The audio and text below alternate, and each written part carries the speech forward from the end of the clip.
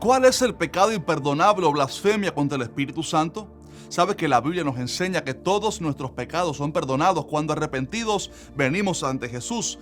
Pero hay un pecado que Jesús dijo que no recibiría perdón ni en este siglo ni en el venidero. Y este es conocido como la blasfemia contra el Espíritu Santo o el pecado imperdonable. Pero, ¿qué significa? ¿Cómo puede una persona caer en él? Y sobre todo, ¿cómo puedo estar seguro de no haber cometido semejante pecado?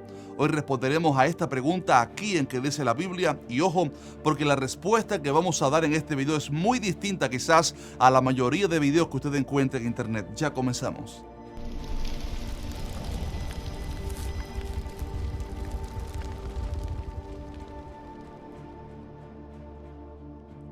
Hola, Dios te bendiga mucho. Antes de comenzar, permítame comentarle algo. Algunos hermanos me han dicho que no están recibiendo la notificación de nuestros videos cada miércoles y quizás la razón es que no tienen bien configurada la campana de notificaciones. Les explico. Cuando usted se suscriba a nuestro canal, algo que a propósito debe hacerlo ahora mismo si aún no lo ha hecho, debe también activar la campanita de notificaciones que está al lado de ese botón para suscribirse. Pero sucede que no basta con eso, sino que al presionar esa campana debe también seleccionar la opción que dice recibir todas las notificaciones, porque si usted lo deja en personalizado, esto significa que YouTube solamente le notificará de algunos videos, más no de todos. Así que asegúrese ahora mismo de tener configurado esto de manera correcta para que no se pierda ninguno de los próximos videos que estarán sumamente buenos. Al final les contaré de qué se trata el siguiente video. Bien, entrando ya en el tema, el Evangelio de Mateo relata el gran acontecimiento cuando Jesús estaba sanando y libertando a un joven que estaba endemoniado, ciego y mudo. Una vez el milagro fue hecho, muchos se asombraron y glorificaron a Dios, pero sucede que algunos de los fariseos que estaban presentes en dicho evento comenzaron a decir en voz baja que Jesús había echado fuera el demonio del muchacho por el poder de Belcebú, príncipe de los demonios. O sea, que él había echado fuera el demonio por el poder de Satanás. Y dice el pasaje que Jesús les respondió dando la tremenda advertencia de que todo pecado sería perdonado, pero que la blasfemia contra el Espíritu Santo nunca sería perdonada. Esta terrible advertencia ha hecho que miles o millones de personas que se encuentran con el pasaje sean confrontados y se pregunten acerca de qué será ese pecado imperdonable. Muchos dan una interpretación de este pasaje que al menos a mí no me satisface, porque creo que esa posición, aunque tiene parte de la verdad, ignora por completo todo el contexto y las palabras de Jesús. Permíteme decirle de qué se trata esa primera posición teológica para luego exponerle la segunda posición que creo que es la correcta. Algunos explican que la blasfemia contra el Espíritu Santo es sencillamente resistirse a la obra del Espíritu Santo, o sea, resistir el llamado de arrepentimiento en sus corazones y no aceptar a Jesús. Según este punto de vista, los fariseos que estaban murmurando frente al milagro hecho por el Señor se estaban resistiendo a reconocer a Jesús como Salvador, aún viendo los milagros y señales, y por esto estaban blasfemando contra el Espíritu. Esta posición tiene algo de verdad en su base, pero creo que no es la respuesta directa a qué es el pecado imperdonable.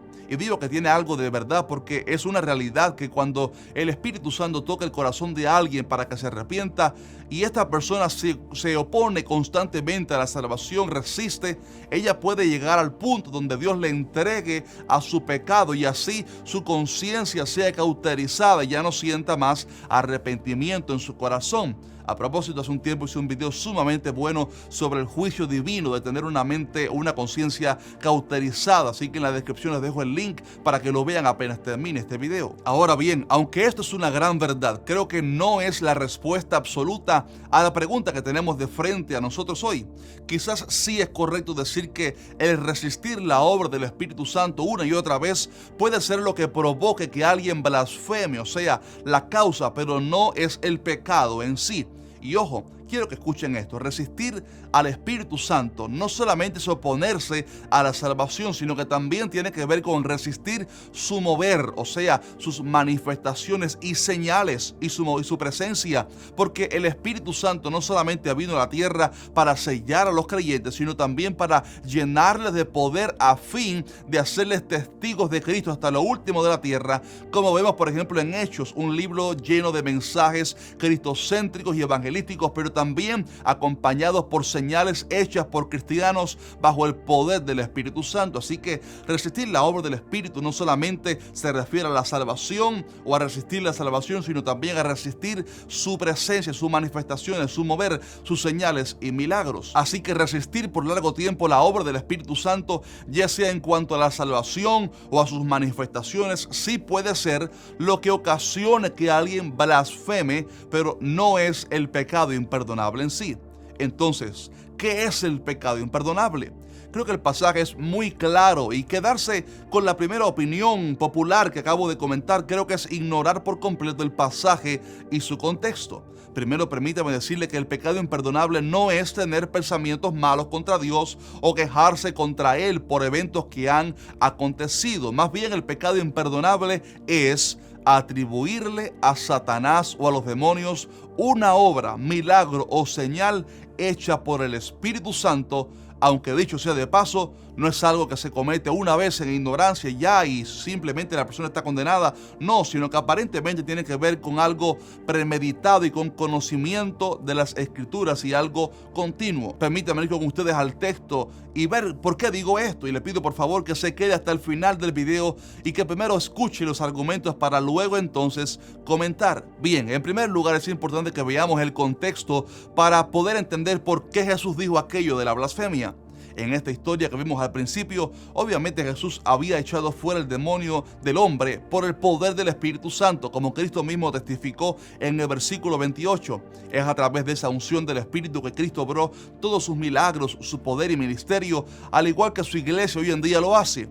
Pero los fariseos allí presentes se atrevieron a decir que el milagro había sido hecho bajo el poder de Satanás porque, según ellos, Jesús estaba endemoniado. Ojo con esto, ante esa declaración de ellos, Jesús toma la palabra y comienza a hacer una defensa acerca de la procedencia del poder con el cual él echó fuera el demonio.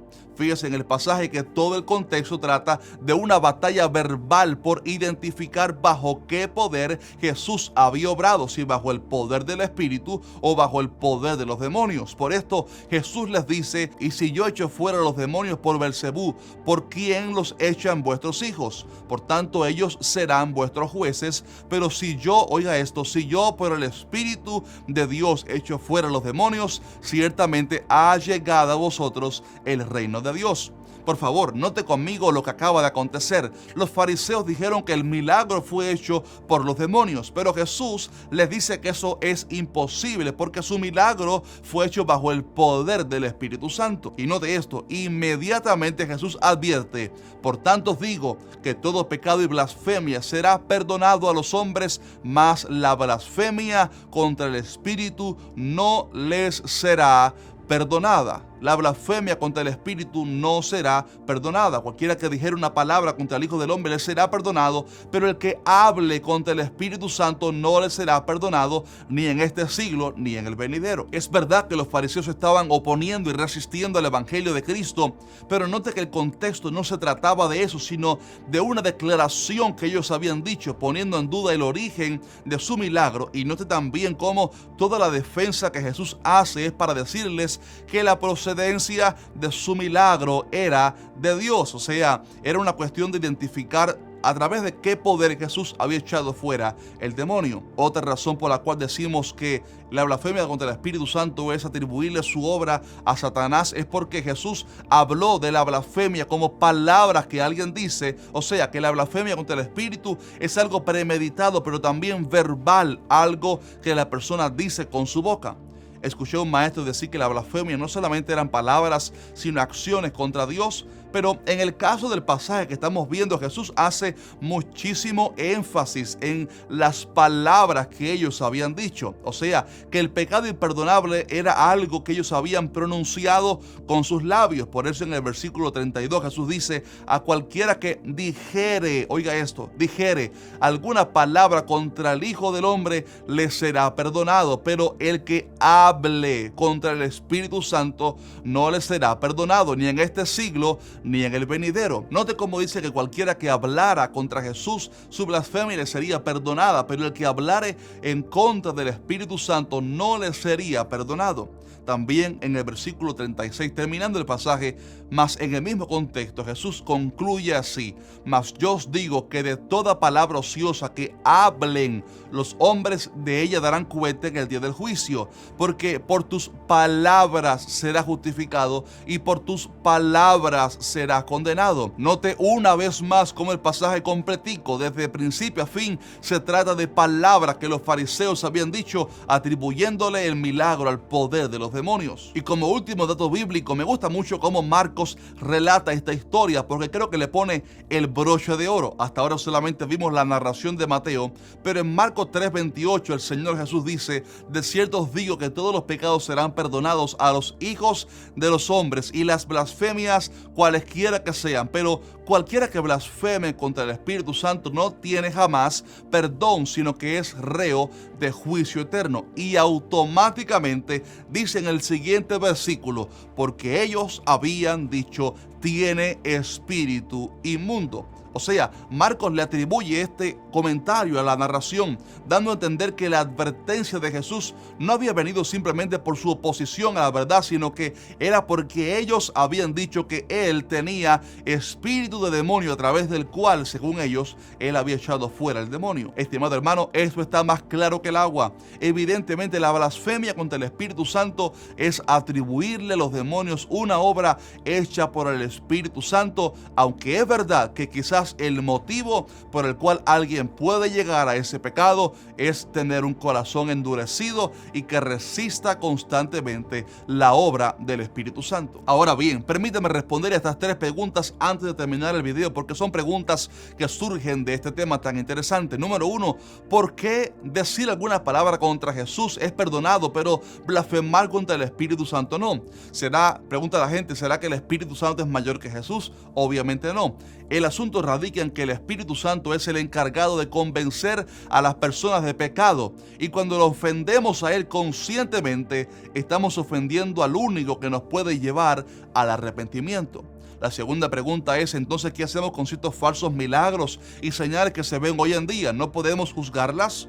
Evidentemente, siempre habrá falsos maestros, falsos predicadores, falsas señales también, porque las señales y milagros no solamente pueden venir de Dios, sino que también los demonios pueden hacer algunas señales para engañar a la gente, como sucedió en Egipto con los magos y las varas convertidas en serpientes, así como también el hombre en su avaricia puede fingir señales para engañar a las masas. Y tristemente estamos viendo múltiples casos así hoy en día. Lamentablemente son piedra de tropiezo que hunden la fe de muchos y les convierten en incrédulos ante el mover de Dios. Pero acerca de cómo saber cuando una señal o milagro o algún evento es hecho por el Espíritu Santo, por el diablo, mi consejo es que para juzgar sanamente la procedencia de alguna señal es necesario usar dos herramientas principales. Número uno, la palabra escrita de Dios, la Biblia, porque toda enseñanza, doctrina o señal o milagro tiene que regirse por el filtro de la palabra de Dios. Y número dos,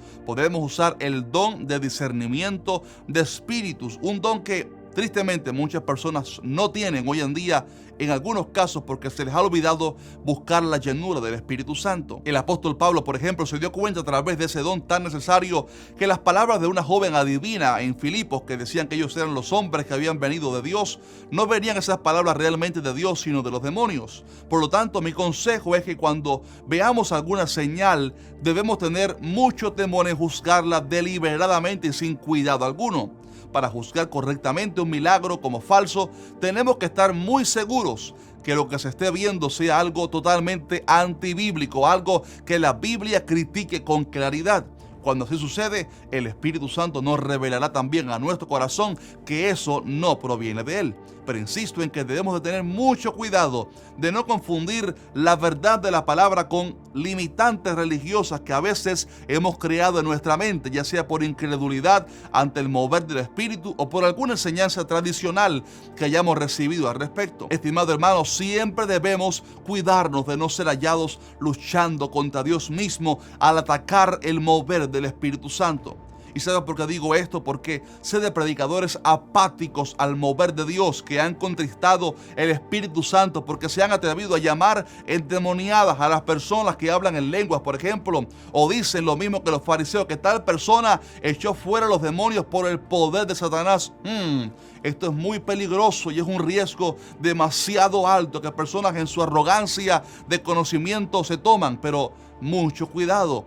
Debemos entender que Dios no cabe en una pequeña caja de teorías que el hombre mismo haya creado. Así que juzgar ciertas cosas del Espíritu sin ningún tipo de temor y, como algunos hacen, burlarse de ellas hasta con sarcasmo es sumamente delicado ante los ojos de Dios. Por esto mi consejo es que para los que hacen estas cosas, mi consejo es que hablen con mucho temor sobre estas cosas, o mejor aún, que callen sobre aquellas experiencias que aún no han tenido, porque pudieran ofender al Espíritu Santo. Estimados hermanos, no seamos nunca como los fariseos, que tenían mucho conocimiento, pero que se habían cerrado a lo que Dios quería hacer. Ni seamos como los odres viejos, en los cuales no se le puede echar vino celestial porque se desparrama. Seamos bíblicos, sí. Seamos celosos de la verdad también, pero seamos también abiertos al mover del Espíritu Santo y tengamos más temor al juzgar ciertas cosas que provengan de Dios. Y la tercera y última pregunta que quizás algunos de ustedes ya se hayan hecho en el transcurso de este video es: